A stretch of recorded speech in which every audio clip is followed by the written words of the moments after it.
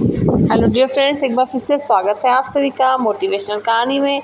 हमारी जो आज की कहानी है वो है बंद मुट्ठी खुली मुट्ठी। तो चलिए कहानी शुरू करते हैं। एक व्यक्ति के दो पुत्र थे। दोनों का स्वभाव एक दूसरे के विपरीत था।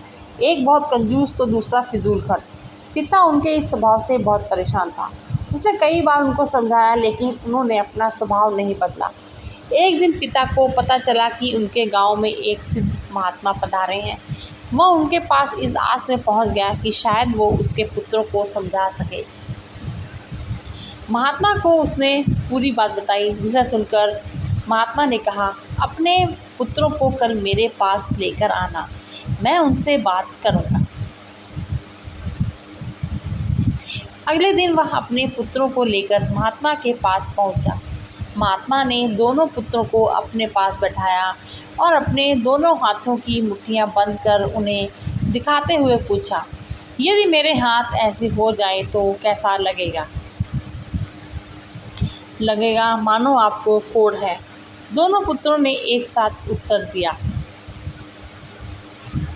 उसके बाद महात्मा ने अपनी मुट्ठी खोल दी, फिर अपनी दोनों हथेली फैलाकर उन्हें दिखाते हुए प्रश्न किया, यदि मेरे हाथ ऐसे हो जाएं तो बताओ कैसा लगेगा? अब भी लगेगा कि आपको कोढ़ है, दोनों पुत्रों ने उत्तर दिया। उत्तर सुनकर महात्मा गंभीर हो गए और उन्हें समझाने लगे, पुत्रों, अपनी मुट्ठी सदा बंद रखना या सदा खुली रखना एक तरह का कोढ़ ही है। यदि मुट्ठी सदा बंद रखोगे तो धनवान होते हुए भी निर्धन ही रहोगे, और यदि अपनी मुट्ठी सदा खुली रखोगे तो फिर चाहे कितने भी धनवान क्यों ना हो, निर्धन होते भी देर नहीं लगेगी। इसलिए कभी भी अपनी मुट्ठी बंद रखो और कभी अपनी मुट्ठी खुली रखो। इस तरह से जीवन का संतुलन बना रहता है।